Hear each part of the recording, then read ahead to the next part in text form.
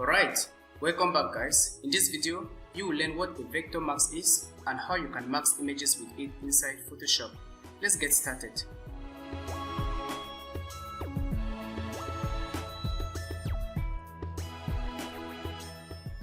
Inside Photoshop, you can either add a vector mask or a layer mask.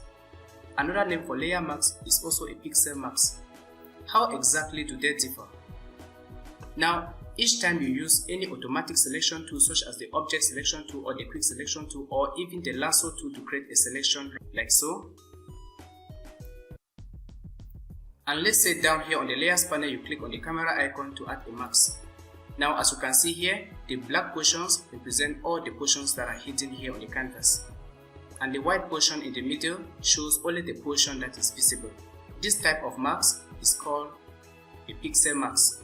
Now with the pixel mask, you can be able to use the brush tool and paint to hide or reveal details. While painting with the brush tool, you need to make sure you check your foreground color. Because as you can see here on the layers panel, the black portions represent the portions that are hidden and the white portion here represents this portion that is visible. So if I select my brush tool and the foreground color is set to black, if I paint, I'm going to hide details just like so. But if I do the opposite, if I press the X key on the keyboard to make sure the foreground color is set to white, as you can see on the little mask thumbnail here, white portion is visible. So if I paint, I'll be able to reveal more of that color just like so. So this is why we say white reveals and black hides. Because if you paint with black, you are going to get these transparent pixels, but if you paint with white, you will reveal the subject. So this type of mask is what is known as a layer mask or a pixel mask. Now I'm going to go to File and choose Revert. To apply a vector mask, you simply use any shape tool inside Photoshop. Now shapes can be created either with the geometry shape tools right here or with the pen tool. And if you have been following this channel, I've actually made a video detailing how you can use the pen tool and the shape tools inside Photoshop. Now to understand how a vector mask works, let us select maybe the ellipse tool here. And on the options bar, as you can see, you can either choose to draw a shape or a path. Let's choose a path. Now I'll just click here to create an ellipse like so. Now if I come down here on the layers panel and click on the camera icon, you will see that nothing happens. A mask has been applied and nothing happens. So I'll just press Ctrl Z to undo that change. To see this path, you then switch from the layers panel to the paths panel. To save the path, you can just double click on the name work path right here and save it. Now in order to mask this image using the ellipse we have created, you hold the Ctrl key, that will be the command key on the Mac.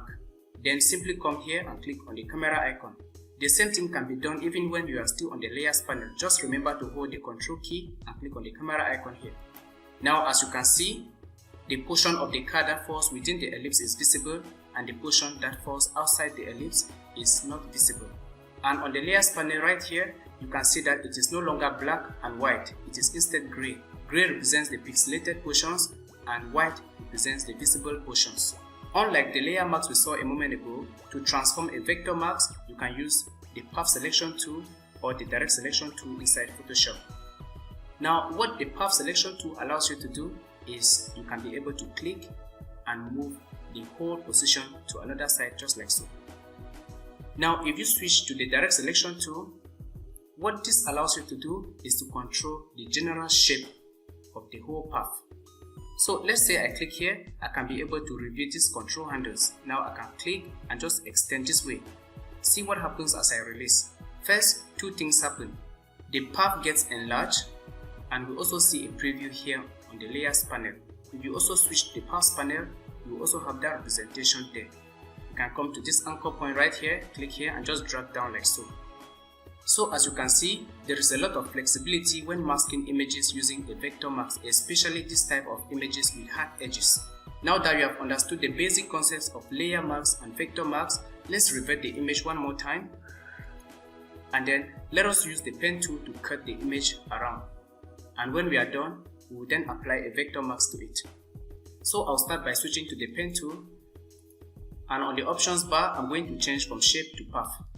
Now, this is not a detailed tutorial about the pen tool. I took some time to create a very good tutorial which you can follow. I'll leave a link down in the video description. is going to teach you what you need to know about the pen tool to become a master of it. So feel free to check that video out after watching this one. But nevertheless, I'm still going to take everything step by step. Now I'm just going to zoom into this portion of the car like so. Then I'll just click somewhere around here and drag. The reason I'm dragging is so that I release these control handles. These control handles will make sure that I have smooth curves. Now as you can see, as I move the pen tool around, the rubber band is not visible. So let's click on the gear icon here and turn it on. I'll just click somewhere around here and then I click here. Then I'll just click right at this portion and just drag ever so slightly like so to create that curved path right there. Then as you can see, this portion right here is actually straight. But as I move the pen tool there to create the path, as you can see, because we have this little control handle, it is actually dictating how this other segment is going to look. So I simply hold the Alt key, that will be the Option key on the Mac, and then just click here to break the little control handle like so. Now I'll just click here, and then just come right here, just click and drag ever so slightly. Then I'll click here and just drag like so.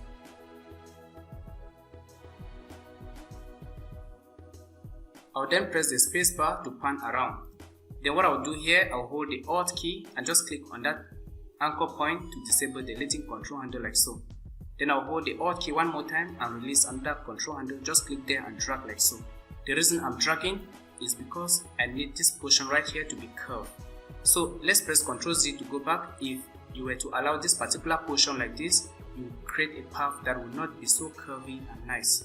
So I actually prefer to hold the Alt key, just click here to bring a control handle which is going to dictate how curvy this portion is going to look.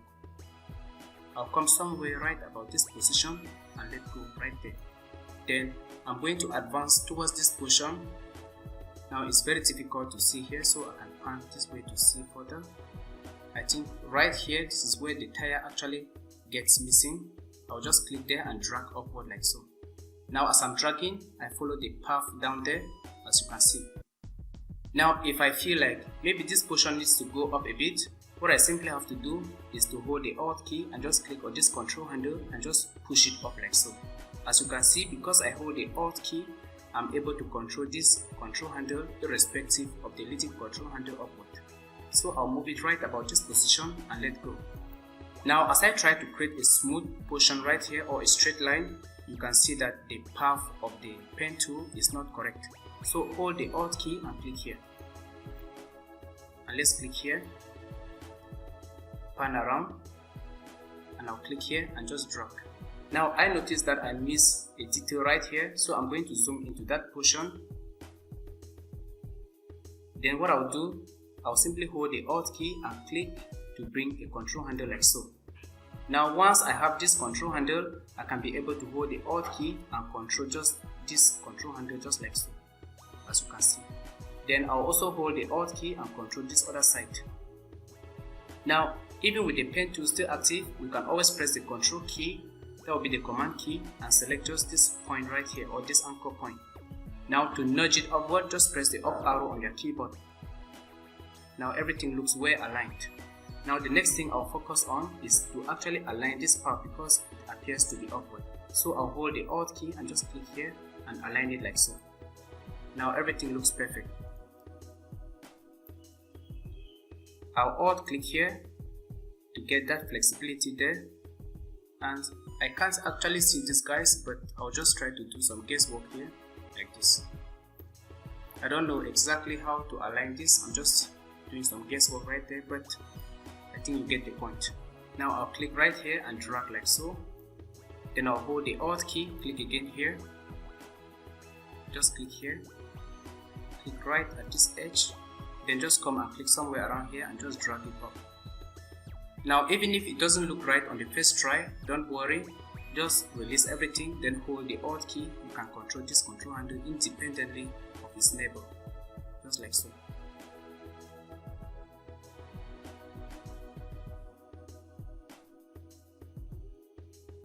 Now I'm going to come to this portion right here, just click and drag like so. Even if it doesn't look right on the first try, just hold the Alt key. With this control handle, you can direct this segment and direct this side as well. I'll I'll just click right about there, move it up like so. Then I'll hold the Alt key, click here, and just push that line up just ever so slightly. Now I'll hold the Alt key and click in the middle here, and then I'll come and click somewhere right about here and just drag. Then I'm going to come right at this position, just click there like so. Now I missed this portion, so what I'm going to do is to hold the Alt key, and this control handle right here is going to help me adjust it. Looks nice. And this is one of those portions where if you try to use the automatic selection tools here, it's not going to work because the texture right here looks so similar to the texture here. So that is why I actually prefer to use the pen tool when masking hard edge images like this. Now I'm going to hold the Alt key, just click here to bring this control handle up ever so slightly like so. And then I'll just come and click here. And you can see that because I drag this handle up, it's dictating how curvy this other path here is going to look. I'll just come and click somewhere around here and just pull it like so. Then I'll hold the Alt key, click here, and I'll just continue.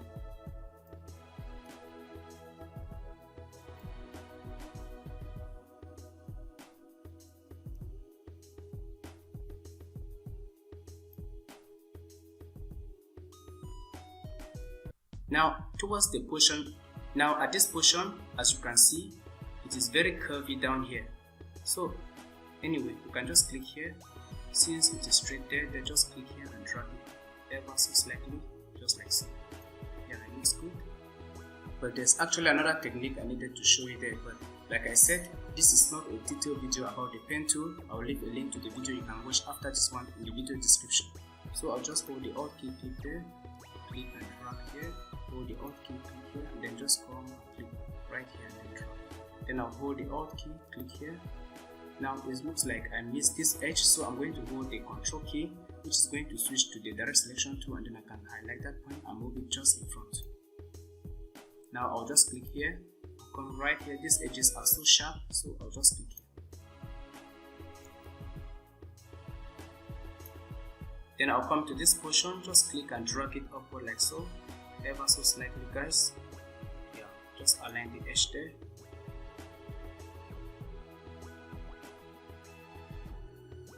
Now this portion is curvy.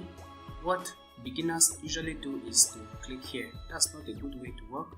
Instead, click somewhere around here. As you can see, we get a straight line. What that allows you to do is to click and drag it down to form that path upward, just like so. But if you were to start by clicking right here, you will not actually have a smooth curve. Now I'm going to hold the Alt key, just drag this portion this way, because if it is like this, notice how the path is actually looking. It's not nice, it is not aligned. So hold the Alt key and make sure the path is just outside ever so slightly like so. Then I'll just click somewhere around here, and I don't mind clicking here. Then I'll come and click right there, and it looks like I need to zoom in. I'll click here, click there, and I don't know exactly how this portion looks, so I'm going to zoom out. And it looks like this is actually part of the car, so I'm going to click right there and follow this black line to somewhere like so. Then I'll click here, click there, come here, click and drag just so slightly, hold the Alt key, click here. As you can see, doing this and explaining to you is actually some work, but I really want you to understand how to use the pen tool. It's my favorite tool inside Photoshop.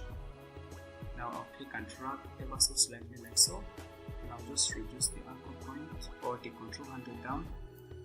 Now that portion is already curved, so I'll just click here and move it up ever so slightly. Now as I move the pen tool outwards, you can see that the path doesn't look aligned, so I'll have to hold the Alt key, click here, hold the Alt key. While still holding the Alt key, I click here and just drag it like this. Now this part is actually tricky, guys. If you can recall, the time I clicked the first point right here, I actually click and drag because I wanted to create a smooth curve or segment right here. Now with the pen tool, if I hover here, you see that it is actually maintaining the smoothness of this other curve which came here to close the path. The reason for that is because as I click here the first time to bring the control handle this way, there was another control handle that actually went up to dictate how the end point or the last anchor point is actually going to look. That is why when you hover here, you get the curve portion right there. If you do not want that behavior, simply hold the Alt key and you can be able to click here. As you can see, everything looks straight. You can click there and then manually drag again like so with the Alt key down. I'm going to press Ctrl Z to undo that to show you another way. Now notice that as I come over here and click, everything will just close. Okay, then hold the Control key and just click here. You can be able to see the control handle I was talking about. Now to fix this path, simply hold the Alt key and just click here and just drag it down like so. Okay, then hold the Control key and highlight this anchor point, and then also hold the Alt key one more time and just drag it inside. This time we are just fine tuning to make sure that it aligns to the path of the tire, just like so. Now I'm going to center the image to screen by pressing Ctrl 0, and as you can see, this is the path we took some time to create. While explaining to you, it might have taken longer, but I actually wanted to show you how to use the pen tool. Of course, this is not the recommended video. I'm going to leave a link to the recommended video down in the video description. Now, the first thing you need to do with this path is to save it, because what you don't want to do is to start clicking and creating other paths without adjusting the settings. By settings, I mean you can actually come over here and choose exclude overlapping shapes to start cutting different portions. But first, let's save the path. So I'll go to the paths panel right here. As you can see, the white portion here represents the McLaren on screen. So let's double click right here and give a name McLaren. Then hit the enter key. Now that this path is saved, we are saved. Even if I deselect the path, I can always come and just highlight the path by clicking here. Now there is a missing portion right here. Let's zoom in. As you can see, it actually took me some time to discover it because this portion here is actually similar to the background, but I feel like this particular portion right here needs to be cut out. It is not part of the car. So what you have to do to cut it out is to make sure you have the path selected. If it is selected, this is how it's going to look like. It's going to be grayed out, but it is selected, it will be highlighted just like so, and you can also see the path outline. If you need to see it clearer, you can switch to the path selection tool. Okay, then just click on the path to highlight it. Now you can be able to see all the individual anchor points. Now the next thing you need to do to cut this path is to go here and click on the path operation option. Now what exactly do we want to do here? Okay, we want to tell Photoshop to exclude this path from the overall path. So you can either choose subtract from shape, because this other shape which we are going to create, or this other path, is actually in front of the other shape which we have created. Now I'm just going to leave everything as it is, and then I'll switch to the pen tool. Now I'll just click here, and then I click and drag, so I'll press Ctrl Z to undo. I'll just give a click there. Because this portion is actually straightforward, I'll just click again here, and then I will click somewhere around here. Now even though this portion is actually curvy like this, it is not actually necessary to put a control handle right here, because the control handle that will be necessary will be the control handle that is going to dictate how curvy this portion looks, and not this portion. This portion is actually straight. So just come and click somewhere around here, and then just click and drag. As you drag, you can then move the mouse left and right, up and down, to adjust the path just the way you want. And then I'll just click there, and this time the path looks actually okay, because as you can recall, I just click here, I did not click and drag, so I'll just click there once and everything is closed. Now if you look on the thumbnail right here, let's enlarge it. Oh, it's actually here. If you look here, you can be able to see the portion that has been cut out. But let's center the image to screen, or let's fit to screen by pressing Ctrl 0. And as we discussed, let's return to the layers panel. Then let's hold down the Control key, that will be the command key on the Mac, and then just click on the camera icon here. As you can see, the image of the car has been carefully masked out of that background. You can just click somewhere to deselect the path and see how nice everything actually looks. Now if we zoom into the portion we actually cut out, you can have a sense of what I was actually talking about. As you can see, this portion right here was actually curved, so it was very necessary for us to cut this portion out. Now, as I explained from the beginning of this video, one advantage of the vector marks is that you can still be able to go inside the marks and adjust how the path actually looks. If something is not straight, you can be able to use the direct selection tool and then highlight the path and actually adjust it. But that is not possible with a layer mask or a pixel mask. So if what you are actually trying to cut out of the complicated background is made of hard edges, I highly recommend you use the pen tool or the geometric shapes inside Photoshop to do the task. Now, the next thing I'm going to do is to switch to the move tool.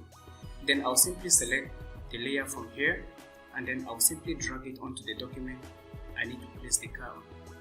I'll come somewhere in the middle here and just place it here. Then I'll right click here and convert it into a smart object. This way all the pixels of the cars are protected. And this is how everything looks, guys, thanks to our ability to mask this car from that background using vector marks. Thank you for watching the video, guys. I really hope you have learned the difference between a vector mask and a layer mask or pixel mask. And you have also seen practical application of the vector mask inside Photoshop. If you want more videos like this, or if you have any problem with the pen tool, comment the specific problem down in the comment section and I'll be there to respond to you. Apart from that, thank you for watching and I'm going to see you in the next one tomorrow. Good luck.